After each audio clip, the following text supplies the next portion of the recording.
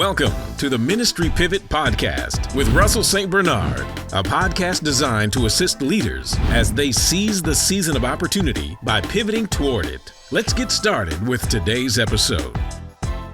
Thank you for getting on Ministry Pivot today, whether it's today, whether it's tonight, whether you're watching, whether you're listening. Thank you for getting on. I'm super excited about the conversation that I'm about to have right now with a friend, a brother, beloved, Reverend Dr. Walter Thomas Jr., who is the pastor-elect. By the time you see this, may even be already the senior pastor of New Psalmist Baptist Church. Big shout out to Bishop Walter Thomas. But Pastor Thomas sat down with me to talk through what it means to deal with succession, but also talked about what it means to pastor during COVID. There's so much more that we talked about. But before we go any further, don't forget to like, comment, share, subscribe. Don't forget to go on Ministry Pivot.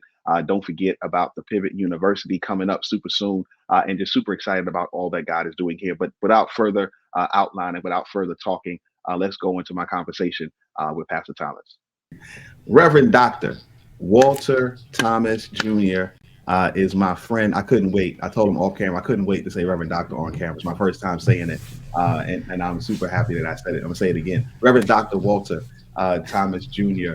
And I am super excited to have you in as talking on this series as we talk about succession and we talk about leadership, and you are transitioning with your dad. Shout out Bishop Thomas. Can't leave Bishop out. Shout out Bishop Thomas. And I again, just thank you for getting on to Ministry Pivot. I'm going to pause there, just say thank you, because I said your name twice. I already gave a little bit of background, but I just want to, again, thank you for being on. And if you wouldn't mind, can you share a little bit of the journey that's got you to where we are today? Definitely. And first, let me thank you, Pastor Russ, for having me on tonight. And whenever people may be viewing and sharing, taking part in this Ministry Pivot conversation, a little bit of my background. For the past 8 years, I've been pastoring and leading the First Baptist Church of Steelton in Harrisburg, Pennsylvania. I took over there in 2015, and my family and I packed up from Baltimore, where I've been born and raised and pretty much nurtured in ministry at my home church, New Psalmist Baptist Church. Packed up from there, went up the road, and we served there for 8 faithful years, leading in ministry, developing 21st century ministry, helping people to grow, and leading through a pandemic, which may be just one sentence, but there's a lot packed in that we may get a chance to dive into some in our conversation during this time. But leading through the pandemic and coming out of it, and once again, I won't just say restarting ministry, but rebuilding ministry, even rebuilding a church. As going into the pandemic, we had to learn how to build, and then coming out, we had to learn how to build in the post or the co-pandemic, COVID world, if you will. About 2019, or rather 2021, we were coming out in 2022. We were getting things up and running and finding what ministry would be looking like now. And I was also coming towards the end of my doctoral work at United Theological Seminary when everything shifted. And after a conversation I had with my pastor, who is also my father, I talked to him, and he let me know that he was moving towards retirement. And he was making plans to enter that next chapter of ministry and life for him. And as a son by blood in the ministry, I was excited for him, excited for what this would mean for his life and for the life of my mom and First Lady. And then he dropped the bombshell that he would like me to be the person that serves as his successor. He would like to recommend me to the church, that I would be the one who would come and follow him as senior pastor of the church, and to sit with it, to pray with it, talk to my wife and family, and had to, on a couple levels, take all that in. We prayed and talked to God about it.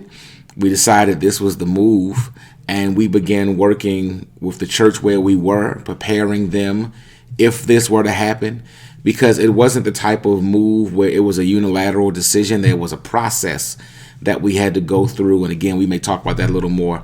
But going through that process and all led us to where we are today, where I now sit as the pastor-elect of New Psalmist Baptist Church.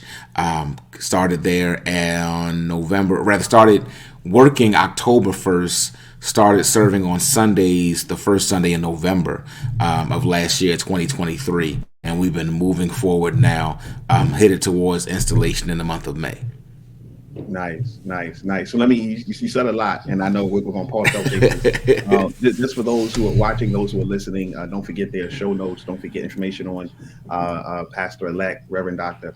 Thomas will be inside the show notes. But I want to slow up a little bit because you said a lot. So you were born and raised in New Psalmist. Now, let me just say it in this way. I've known Pastor Walter Thomas Jr. for years now. He's one of my friends. I call him a friend. My wife said I don't have no friends, and then she said, "Well, you got Walter and you got a kid." So let's start naming some of y'all.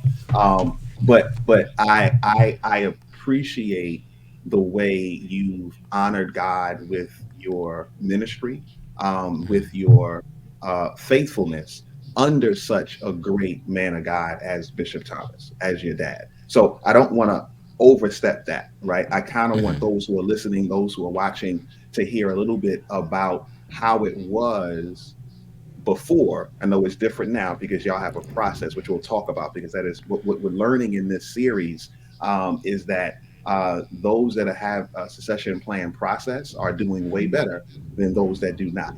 And I'll give this quote in a minute, but what was it like to serve with your dad? What was it like to serve with your pastor? What was it like to serve with Bishop Walter Scott Thomas? Like, how was that? And then how was that when he launched you? Because I know you all had a conversation. I remember talking when you first went to PA, but before you went, talking about candidating, and what's that like? What did that feel like? What did that pivot, pun intended, entail? So I'm gonna stop. I kind of want to paint a picture for that. I got you, and I guess I'll kind of go through the different stages. When I first started serving at New Psalmist, it wasn't in the preaching ministry. It wasn't as a staff member or what have you. I first started serving in church during maintenance work, helping to set up tables, making sure rooms were set up for events. Working with our catering ministry, food service, and serving people, cleaning up plates, washing dishes, all that good stuff. That's where my first work was in the church, outside of like ushering and children's choir and all that stuff. When I first started doing work on staff, it was in the media department, being an intern there. And after that, working with college ministry, working with youth, young adults, our discipleship ministry, worship, all different things like that. It wasn't until I got to the position later on where I became the chief of ministry staff, director of ministry. So over this ministry staff, and this was over years of serving in other positions, that I moved to that point, which was when I really became kind of close working with my father in ministry, where I was kind of like I was the head person of ministry. So we worked more directly than we did when I had other supervisors who I was reporting to. And I didn't realize at the time the true gift of that until I started pastoring. Having the opportunity to sit and to glean, to take in the wisdom, not by it being like you're sitting down and you're taking notes, but just being in the room, hearing the conversations, hearing how ministry is done on the level that New Psalmist is. New Psalmist has over 7,000 members. And so ministry has to be done in a certain way. You have to carry things with a certain amount of integrity, a certain amount of financial prowess, a certain amount of just knowing how to make it work. And you can't just go in there and say, I'm gonna just throw something against the wall, hope it sticks. You got to have strategy and planning.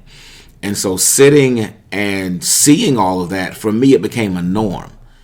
And it was what I then expected in ministry, and is what I took with me when I went out to start pastoring.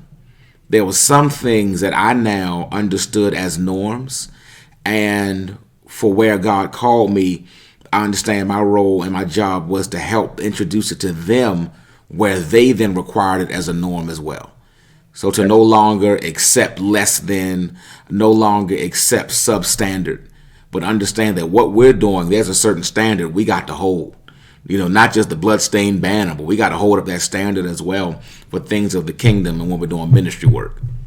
Yeah, no, that's great. That's great. And I wanna underscore something that you said. Well, all of it is super dope. But I wanna underscore something that you said, that you serve in every area. Sounds like. Oh yeah. In the church, not just the preaching areas. And I think that's something that I appreciate. So I'm not a church kid, right? I got saved in college. Well, at the end of college, I did parties, I did stuff, my story. But I appreciate hearing people like my pastor, Pastor Watley, big shout out, Pastor Matthew Watley in Kingdom Fellowship. But I appreciate hearing him say stuff, and it sounded just like what you said, because Pastor and I, when God blessed to start Read Simple North and then to start Kingdom Fellowship, one of the things we were able to do is do everything. But he did everything because he says this before, he had every job in the church. Can you just talk about the importance of that? Sometimes people think that being a senior pastor, being the senior leader means you preach, but it's way more than that. Then I want to go back to talk about the standard by which you were exposed to, and then you started to expose your church. And we'll get to the succession in a moment, but I feel like this is important. So just how valuable was you having an understanding of what it looks like in the other areas that aren't the pulpit for the church? So the scripture we often quote is Jesus says that I did not come to be served, but to serve. Yeah. And that's something I hold at my core. It's something that New Psalmist, I have on the shirt now, that I serve is something that we uphold at our church, because service is more than position, role, ministry, listing. It is wherever I'm needed. That's where I step up. Whatever the role or the task is, that's where I'm ready to jump in. Having worked, and it is literally in every area of the church. Again, maintenance, food service, ushering, choir. If you can be an usher in the Baptist church, you can be anybody anyway and deal with people. You learn people skills 101, standing on the door of a church, telling somebody, hold on till so-and-so is finished praying or reading the scripture before you can move, because you're going to face a little bit of everything holy and unholy in that situation. So doing those things, working with youth, working with media, young adults, working with the ministries of the church, discipleship, which is our backbone ministry at New Psalmist, working with all those different areas, it helped me be exposed against all these different branches, but also see how they all work together, how they all intertwine, and how no job for me is kind of less than the other. Everything is always about the ultimate goal. How do we help somebody see Jesus?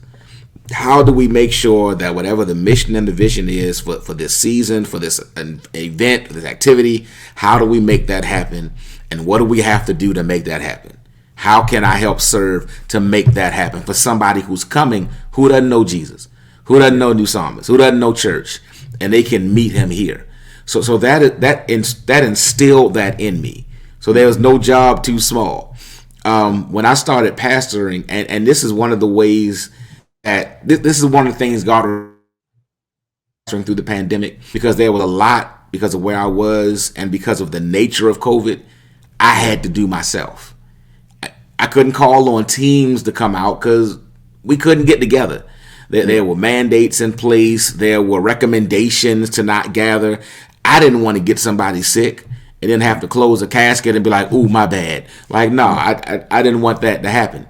So a lot of things I had to do, but I knew how to do them because I had worked in every area of the church. And so creating sets and running cameras and lights and all this stuff, I knew how to do it because I had to do it before. Yeah. But again, it was just that whole idea of I've got to serve. We have to do whatever we have to make sure what God wants done gets done.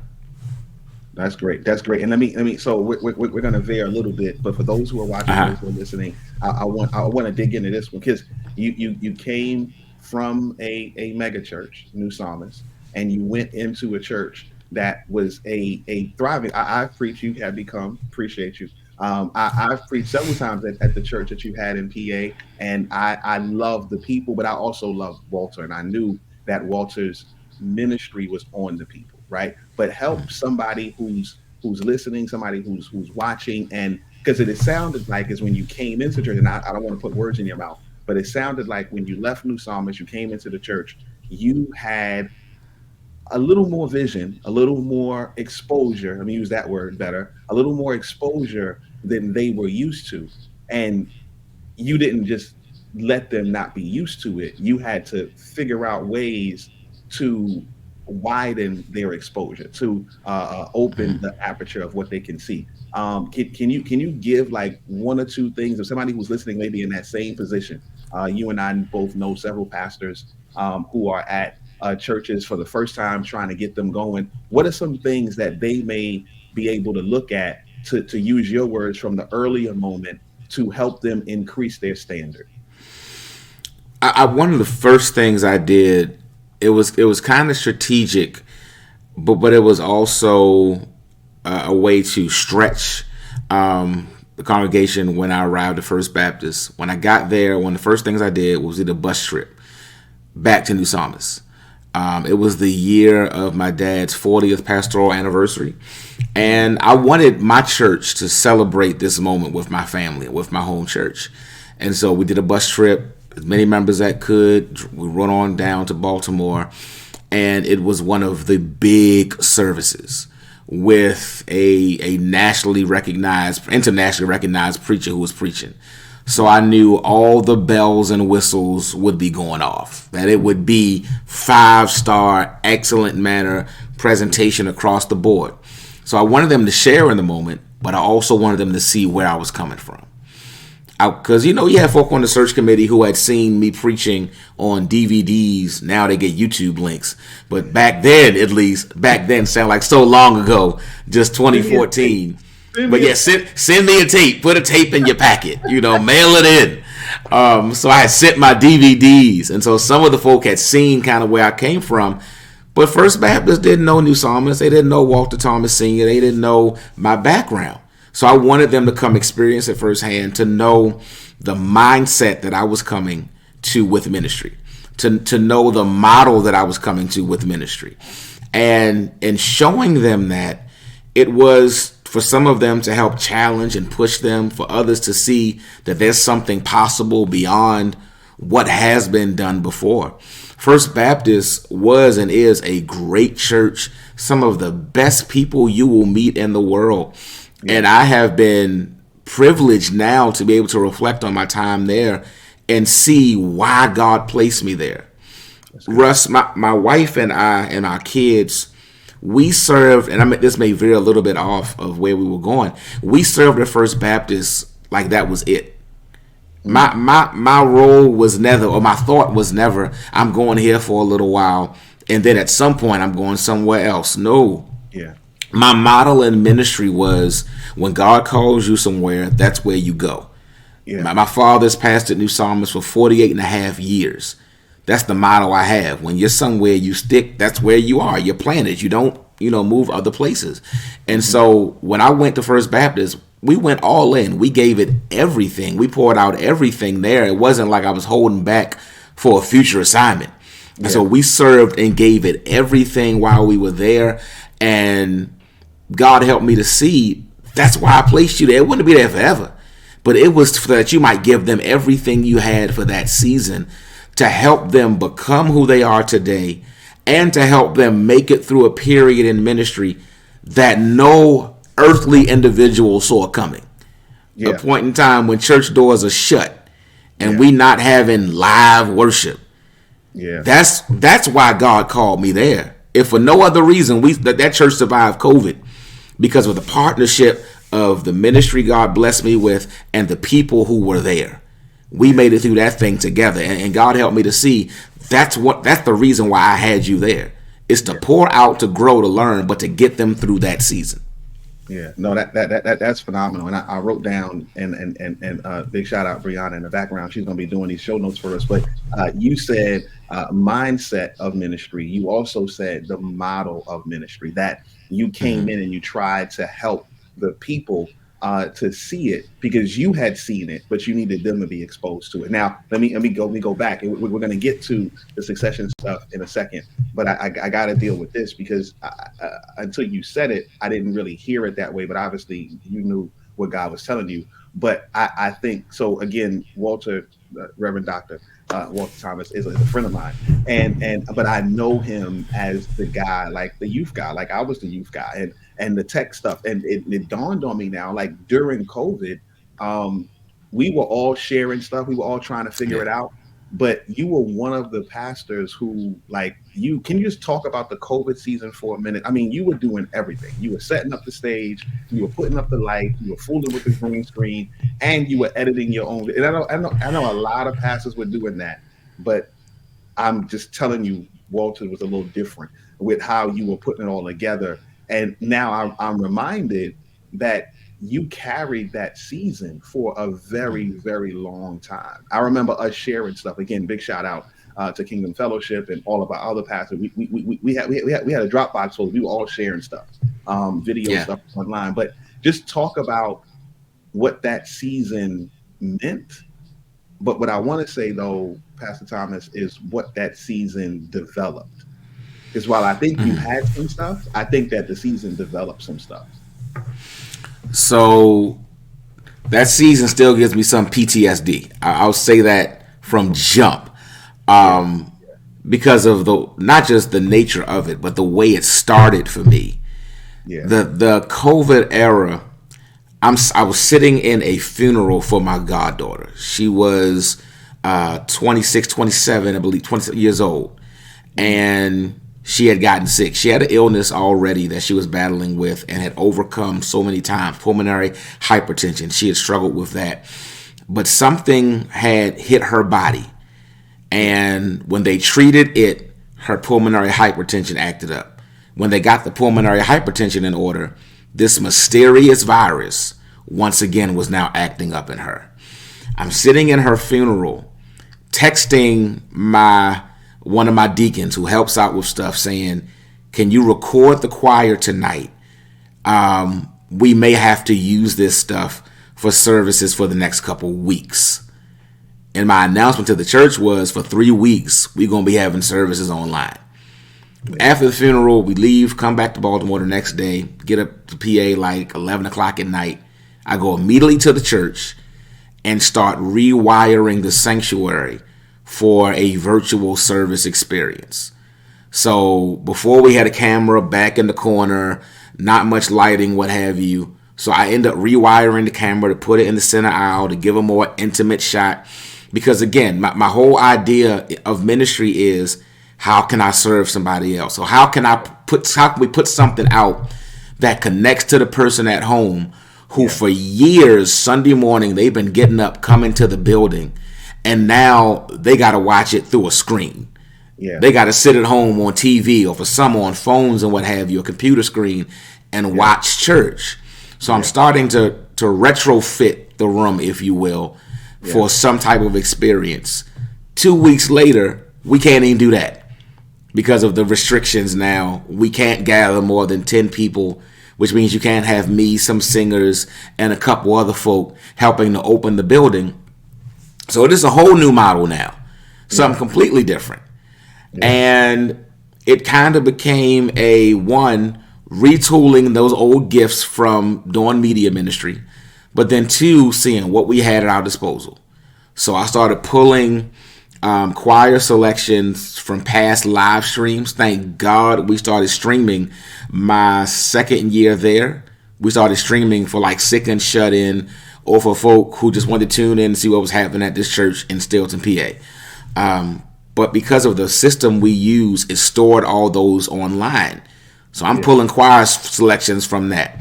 I'm preaching from a room in my house with a little ring light, in front of this gray wall and a high boy table that I just so happened to buy to do Bible study to make us look a little trendy in First Baptist. A month later, I go to Dollar Tree because now everybody else who's got the resources is stepping their stuff up, green screens and all this stuff. I went to Dollar Tree. I bought 2 green plastic tablecloths, taped them to the wall. It worked. That was my green screen. But everything became, it said, okay, how can we do this and how can we progress in this different place? So to eventually we got to a place where I could set up a studio at the church, get some studio lights, put the cameras up. But again, I'm running all this because I didn't want to call anybody else in and expose them to this thing I had no idea about. I didn't want anybody else to be put in harm, which meant now it was all on me to make it happen. But that's what I signed up for. Yeah. I told God yes to this call. And so because I told God yes, that meant yes to the work as well. Not just the pretty work, but the dirty work. And so all the dirty work, making it happen, preaching the sermon, then going and editing the sermon, adding graphics, lower thirds, videos, all that kind of stuff, using everything free I could find off of Google and free trials. I've got so many email addresses now from free trials, free trials, free trials, free trials. And getting stuff I could. I'm telling you, you got to use what's made available to you. You got to make it work. You got to be creative.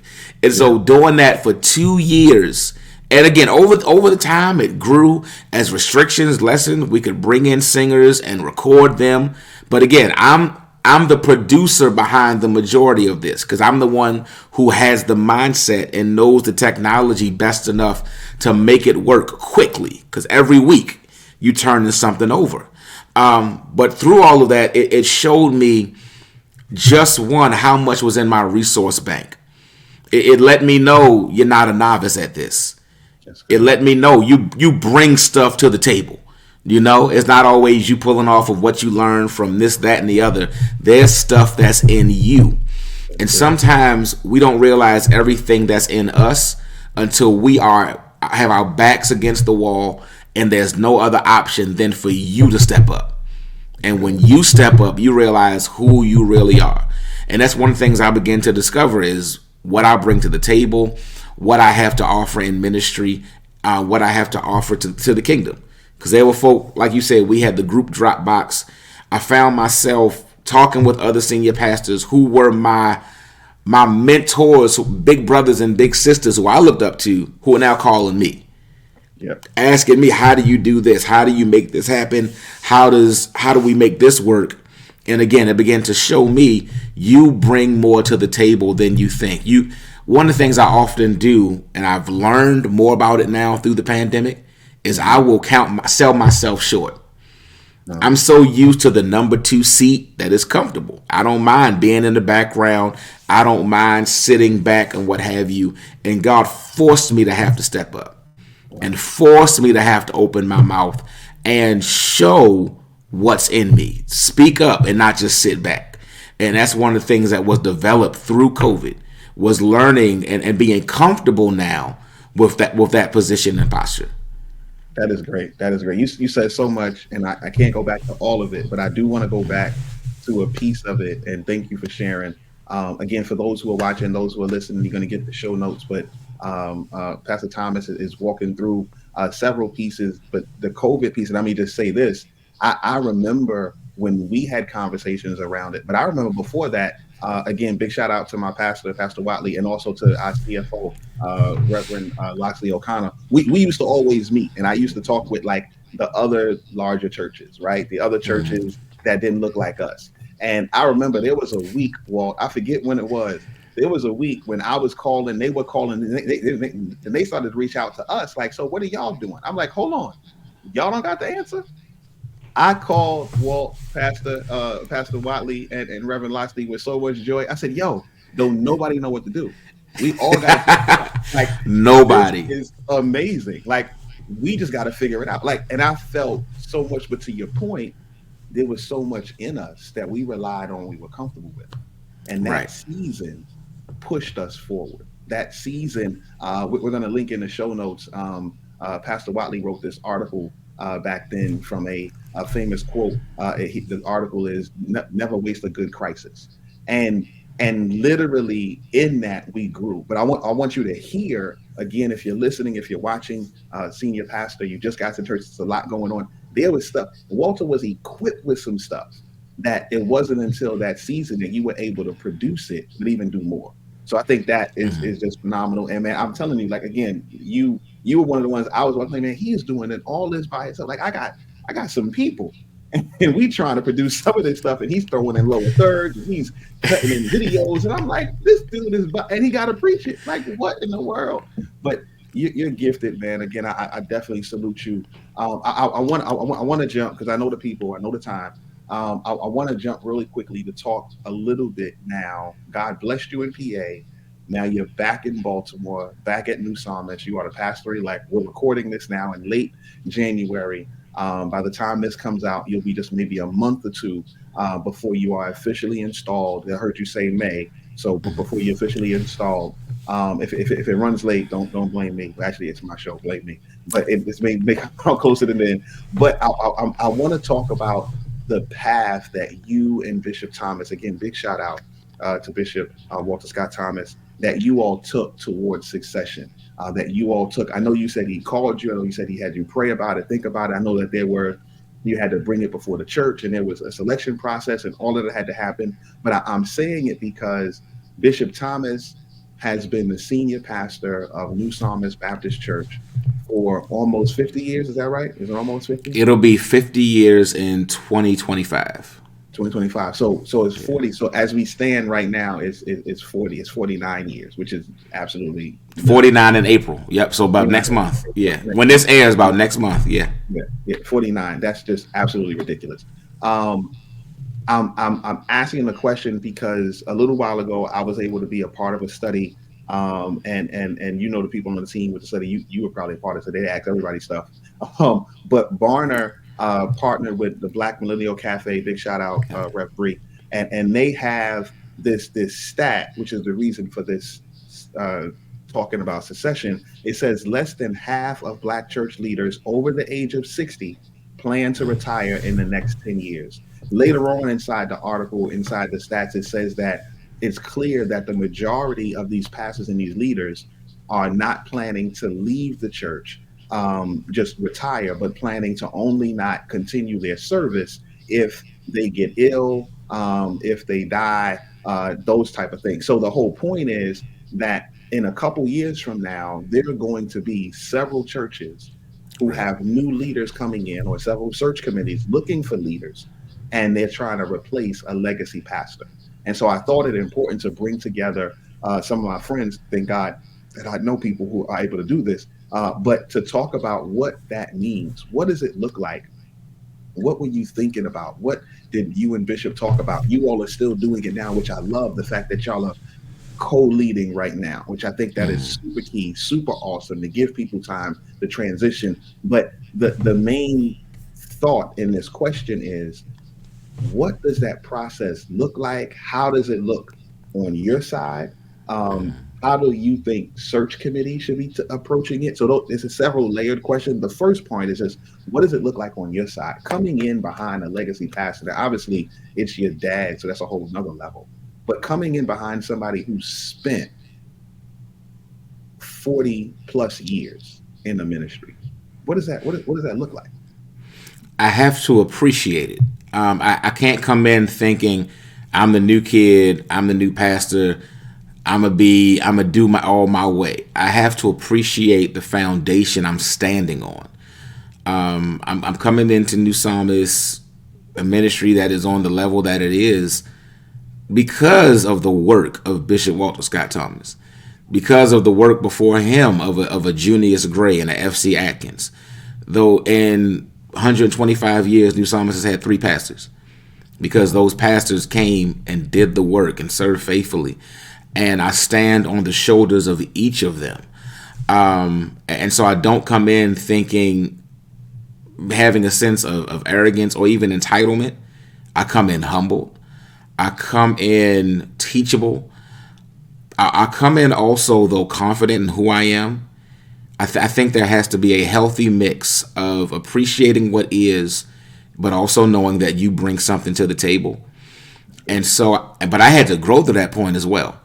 When I came in, my first thought was, let me find where I fit. Let me find where I fit in this and how I, can adjust to this. And God had to say to me, I'm not calling you to fit in, or rather to find your place. I'm calling you to establish your place. So you appreciate what's been and celebrate it. And I do that. I mean, it's my father. It's my father in ministry and life. His blood is my blood. And so I thank God for everything that has been. At the same time, it's like you weren't called here to be the clone. You're called here now to be you and continue the spirit of what has been, even though some systems may change and some of the structures and models may change, but you celebrate what is. You build on what is. You can never come into a new pastor and try and tear down with them before you, because then you're tearing down everything that called you as well. But you build upon what is, and that's where I am now. I'm learning now how to build on this foundation, but not feeling as though I have to be a exact replica of who he is. So I don't have to lead like he leads. Matter of fact, in some of the conversations we've had, one of the reasons why he asked me, or why God placed it on his heart, and why this decision was made, was because of my differences. And because of what he saw the church was going to need in this next season, in this post-COVID age, in this possible age of a second Trump presidency, in this age of what could be a potential civil war. There's a movie coming out that is a lot closer to reality than we realize.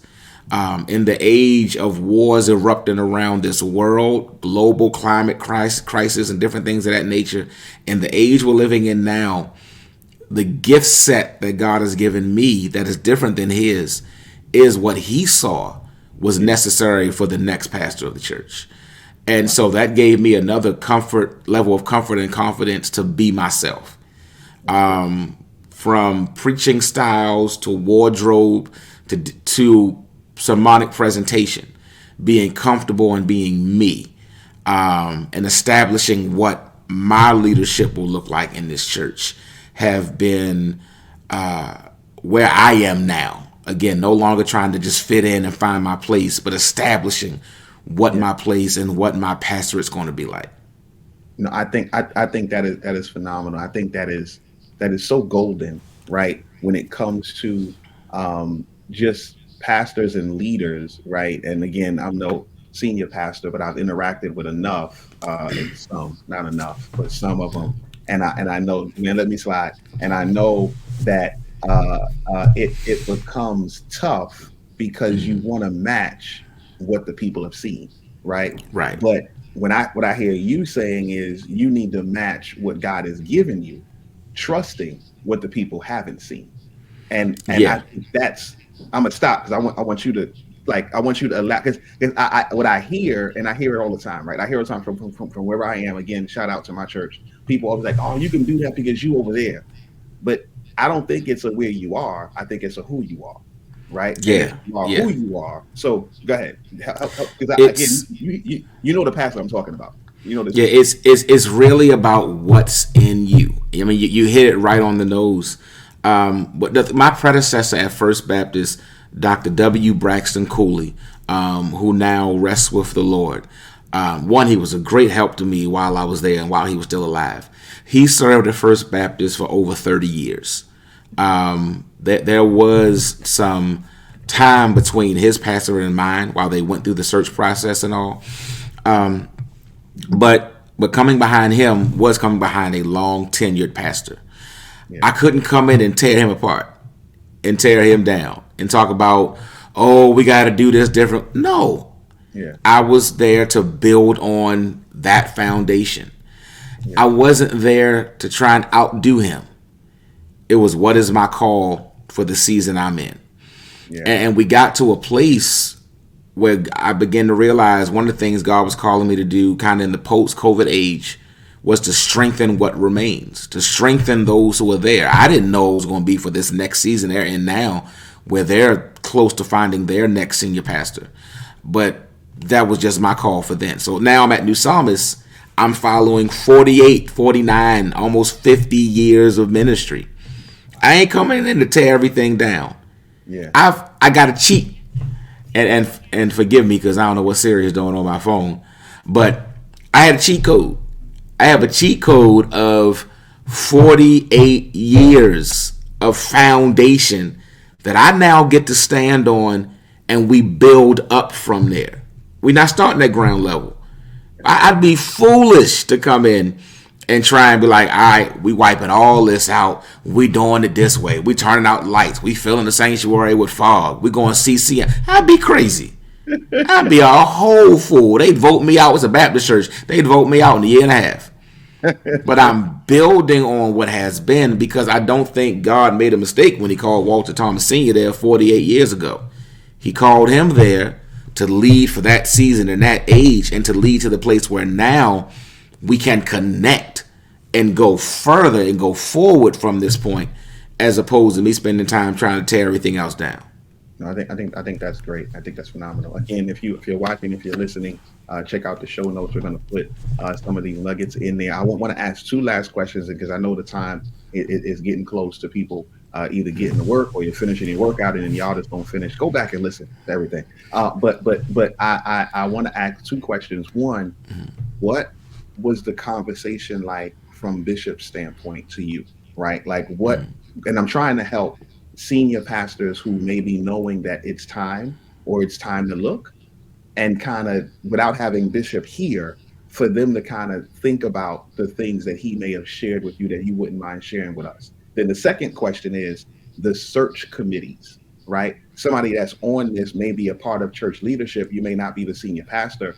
You may not be the one looking to be senior pastor, but you're a part of that search committee. You're a part of that team. What should they be thinking about as a long-standing member of a legacy pastor in their next pastor? Okay, I hope I can answer both. And if I veer off, just redirect me. No As far as my dad's, I guess, kind of direction in the conversation, the first part is the work didn't start with that conversation. He had to, in himself, get to the place where he could accept walking into his next chapter. So he had to have that conversation with his Lord and Savior, his God, about being ready, because that's not a simple move for somebody who's given so many years of their life to this work, to say, okay, now I'm still able, I'm still in my right mind, but it's time to move to this next chapter.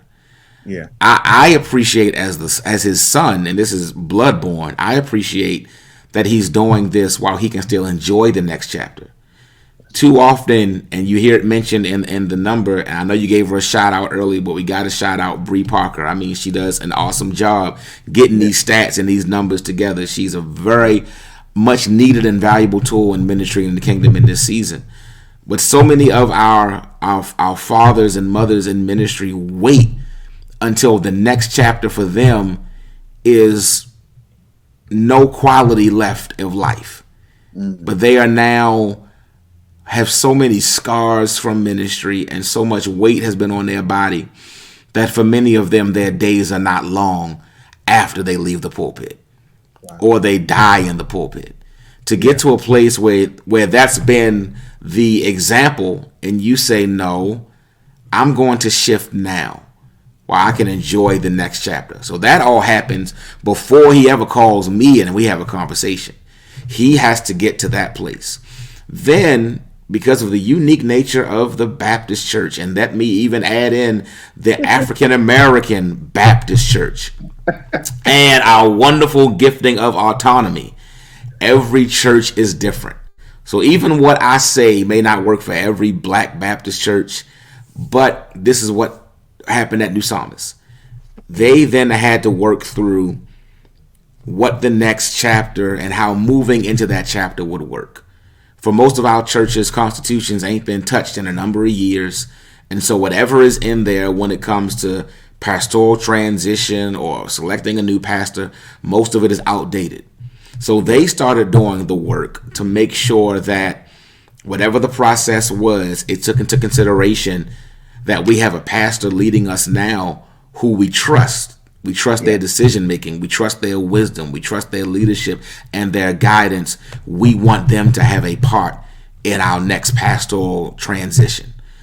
So they did what they had to do. Again, none of that involved me at all. They did all the work so that when we had the conversation, it was in line with the church's constitution and bylaws that had been voted on by the church. So the church had already signed off on the process. So by the time we have the conversation, a lot of work has already been done. There has to be work before you even start moving towards succession and towards transition. So that a lot of that goes back to that whole mindset of ministry and strategy being a part of this also. So there's stuff already having to be done to make sure that when it comes time for transition, you don't now have to get through all of the minutia that often comes up with this part of the church life. So all of that happens on his end so that now he's at a place where he can talk to me and let me know where he is in life and what he's looking for in the next chapter of the ministry of New Psalmist. And that then leads to our conversation of him saying to me that he's moving towards retirement and that I'm the one God's placed on his heart to be his successor and be the next pastor of New Psalmist. That is absolutely phenomenal. I'm encourage Bishop, but I'm sure he's going to do it anyway because it's Bishop, and he's never lost for words to say or to write, and I appreciate Bishop for that. But I think that I shout out again to Dr. Bree, but also shout out Dr. Nicole Massey Martin is on my team. But she and I were talking about this series that I was about to do now that I'm doing it, and she was saying one of the keys is sometimes pastors don't know what to do after retirement, so they don't retire. They don't have a plan for that. And so I call Bishop Thomas's name because I think he, Lee P. Washington, there's several, I can run a list, who actually have done well. And it would be great for them to just talk about what that thought of a plan was in order to have it. So I think that's phenomenal. So the last question before I hit the very last question is, because I know there was something I missed. I know there was a second part that I missed. So it's for those who are on the board, for those who are on the search committee. But before I get to them, I want to ask you what has been actually. Let's do the search committee, what they should be looking for, and then my last question, very last question, will be, what has working with your pastor, with Bishop, to the transition been like, instead of it just being, okay, they select you, and now this is last Sunday, this is your first Sunday, and then you move on, because y'all are working this together, which is different, but I think it's a model that's important. So do the search committee thing first, and then I want to hear your reflections on what this season is meant to walk with Bishop. Okay, and for search committees, again, it depends on the context of the church and what you have set in place. But I would say no matter what the context is, there has to be thought put into what are you looking for in a future leader. Not a future leader that's going to allow us to remain the same or allow us to remain comfortable. I shared with our leaders at New Psalmist, talking with some of our diaconate leadership, and I told them one of the things that God had placed on my heart a few years ago was I want to get to a place where the church I'm a part of, I don't feel comfortable. Where it's not a church that suits or fits me. Because if it's that kind of church, then everybody there is going to be like me. I am born and raised church boy. I don't have the prodigal son story. I'm the other son. I was always home. I done always loved Jesus at least a little bit, I ain't been perfect, but Sunday morning I'm in church. And that's not everybody's story, which means there's going to be a part of ministry and even worship that to reach somebody whose story doesn't mirror mine, we have to approach it in a way that may not be comfortable to me. And I had to grow to a place where I can embrace and accept that. So if it is worship style, song selection, that may not be the one I'm most comfortable with, but it reaches some young brother or sister who's coming into church and they are just crying out, needing God, and that hits them. It may not be my cup of tea, but if it gets them, that's what we need. And I think when it comes to selecting new leadership, you got to say, what pushes me out of my box? What helps me, or what takes me to a place where I hear a vision for ministry and it's one I can't see. It's one that is beyond something I can fathom. Yeah. If I'm on a search committee, I don't want to hear somebody who comes in and gives me everything that I'm looking for, if that makes sense. Looking for in a sense that it's all that I know and all that I'm comfortable with. I want to hear somebody say something that's going to make me go, oh, I don't know how I feel about that. I remember when I was in the search committee process for First Baptist, and I was sitting in front of the committee, and somebody asked, I was either in front of the committee or one of the interviews I was in, somebody asked, how often are you going to have the associate ministers preach? And my response was, they will hardly preach at all on Sunday morning. I'm like, if y'all call me to be the senior pastor, that means it's my job to shepherd you. And a part of my job means standing behind that desk and making sure you get the word on Sunday morning. And there were folk in that room who cringed. But when it came time to vote, guess who they called? The one who made them cringe. That's good. Because I had to, and again, and I didn't realize I was doing it in the moment. I was just being my authentic self. But it was something that was different. Yeah. Because for the past 2 years, it had only been associates preaching. Because there was an interim who was an associate, and then the other associates really at the church or from the area, what have you. It hadn't really been much pastors outside of the church. Yeah. And so now this is something totally different coming in. Yeah. And that's something that if we're looking for new leaders, we got to look for something that's different. I'm not saying it's better. I'm saying it's something that's different that speaks to where we are now and where we're looking to go. I know we got one more question, but I got to stay here for just a moment, Russ, because so much of what happened in this season was tied to what I was doing for my doctoral work, dealing with leadership transition. I was looking at it from a lay level, not knowing God was preparing all of us for a pastoral transition. Wow. And the model that I looked at was with Joshua and Moses. Mm-hmm. When Joshua dies in Judges, there's nobody to succeed him. Mm-hmm. And so the Bible says a generation is lost. A generation is caught up to God. Generation is lost. And they go through this cycle with the judges of turning towards, turning away, turning towards, turning away from God. And that continues to be a repetition until a king is in place. And that comes with a whole other headache. But still, when Moses leaves the scene, God tells Moses, hey, Moses, listen, I know you've been faithful and all whatnot for the most part, but you disobeyed me that one time. Remember with the rock? Yeah, you're not going to see the promised land. You're not going to enter in. I'm going to let you see it, but you're not going to step on it. Moses doesn't go off, doesn't fuss, doesn't complain. Moses says, tell me who's going to be next so I can put my hands on them and get them ready. To put somebody in place who's going to lead these folk into the promise so I can be a part of the process. And I think, and this even speaks not just to the search committees, but to senior pastors, our desire ought to be that our legacy is not for what we did while we were there. Our legacy is for how things flourish when we're gone.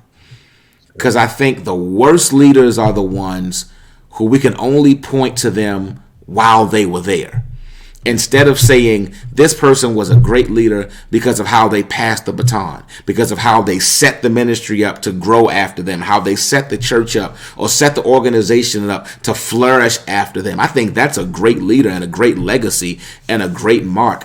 And so I think for senior pastors and for search committees, it's got to be about looking for where we're going, not where we are or where we were. Yeah. And so often when we look for new leadership, we look for something that mirrors and models what was instead of asking for what is going to be next. Yeah. What do we need in this next season? And it may be something we're uncomfortable with, but it's going to cause us to stretch. It's going to cause us to try something new and different, which is what is necessary, I believe, for the next age and chapter of ministry we're getting ready to enter into.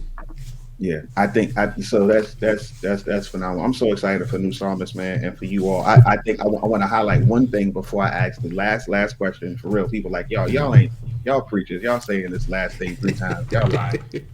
But I want to highlight. You said something I think is super phenomenal about the fact that the church committee and you pushed the people to look for something that made them uncomfortable, because there are people, right, that need to come to the church, that need to come to Christ. Because we like it our way. They either have to like Christ our way, or they don't like him at all. And let me. Matter of fact, go ahead. I got to jump in there, Russ, because it happened at New Psalmist too. I told you it wasn't just a bishop said it, so it happened. New Psalmist had a search committee. I had to sit down and interview with a committee. I'm the son of Bishop Walter Scott Thomas Sr. I done been there. I done grown up through all these years. I done served in every level of ministry. But yet and still, I have to sit down with the search committee and be interviewed to be the senior pastor. And I accepted that.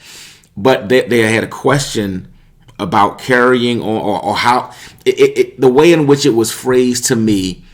It was, how will you keep doing what Bishop has been doing? How will you be like him? And it was one of the scariest moments for me, because I realized my answer was going to be, I won't do what he did, because the vision God gave him, it started in 1975 and it goes up to 2024. I have to be able to take what and accept what God is giving me and run with it. That's good. I can't try and be, again, the now new version of who he was. I've got to be who I am. And I talked to one of my big brothers in ministry before I went into the interview, and told him some things I was a little nervous about, like, what if this comes up? And it came up. And he said, you got to be yourself. If you go in there putting on a mask, you got to keep it on until you're done. He said, you got to go in there and be yourself. No mask, no playing a role, be you. And again, that was the one that made me cringe. But to them, and this is how I knew they had the right spirit, it was what they were looking for. They were looking for the uniqueness of me now being their senior pastor. That's great. That's great. That's absolutely that's great. That's great. That's great. So let me because we gotta hasten. We gotta run. Hasten. See, I'm churchy. We gotta move to an end. I want to ask the question for those who are watching, for those who are listening. What are some of, you can say it's a couple of the benefits, right, of you being now able to walk with your predecessor, you being able to walk with Bishop Thomas, as opposed to you having to start? Obviously, we're here and we heard and we know that you have to start as who you are, which you're still doing, but you get the benefit of walking with him. Yeah. So it again, it's a cheat code. It is something that I cannot put a quantifiable value on it, because it's invaluable.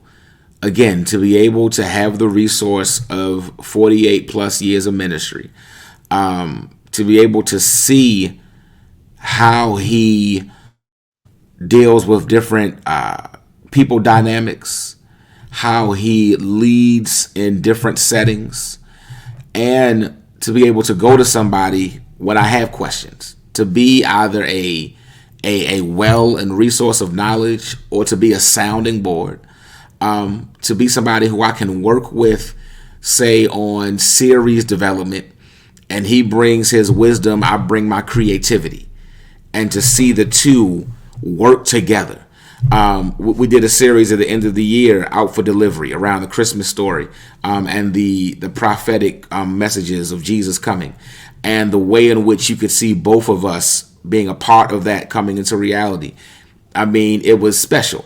And again, it's my dad. Every every boy who has a good father, one of their dreams is to be able to work with their dad. And so I get to live out one of my dreams even in this season. But it is something that I would encourage every pastor who is able to. I know every context does not lend itself to do so, but if you are able and the right spirit is there, that if you can, like Moses, put your hands on the one who will lead next, that is great. That will be such a benefit for the people and for the church, for the ministry and the call and the work of God. One of the hardest things to do, Russ, is to go to the gym, start working out cold, and not get hurt. They often say when you work out, it's best to go in and stretch first, to warm up, to start slow, and then get into the heavy lifting.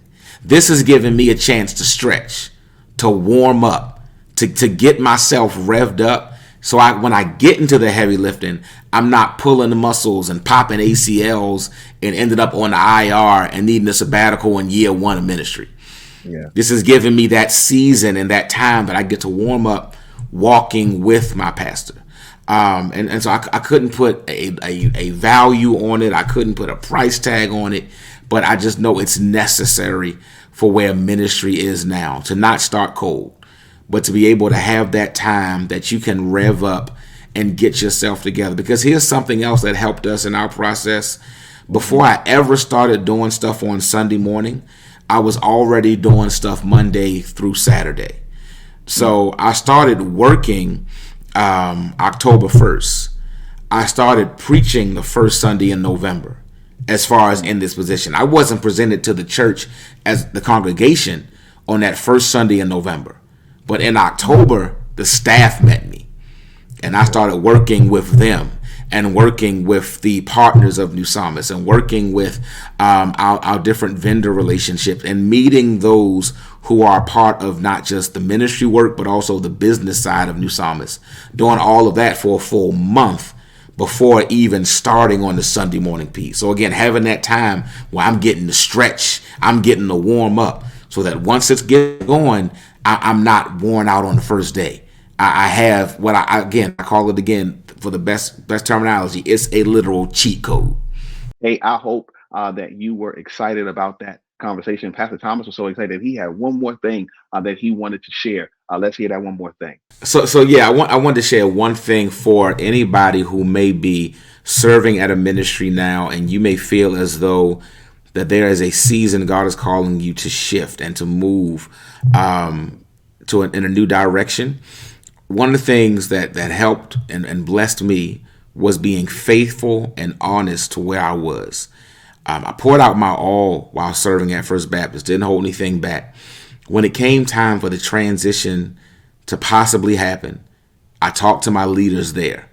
I didn't try and keep it as a secret, didn't try and work the back channels. I told my leadership what could possibly happen. I knew they could respond in a variety of ways, but I trusted God with it. And one of the things you have to do when God opens a door is trust that he's taking care of not just the door, but the hinges, the pathway through, all of it. Trust that God has everything in his hand, and anybody who would try and disrupt what God was doing is going to fail. And so there's no need to try and hide it, be secretive or what have you. I know that's how we've been taught traditionally. Oh, you keep it close to the vest. But then what happens to the church when you're gone? The reason, the blessing of being honest with First Baptist was we were able to start putting their process in place while I was still there. And so while I'm still the pastor of First Baptist, there's a search committee in place. While I'm still the pastor, they're looking at qualifications and characteristics they're looking for in their next leader. While I'm still the pastor, they can pull on me if there's any advice they may need or any recommendation they may need. Now, our context wasn't one where I'm choosing a successor, but I could at least help them as best I could with them setting up the process, getting graphics together and the announcements, making sure that there was a form available online for persons to now submit applications, so that a week after I was gone, they were in the process looking for their next pastor.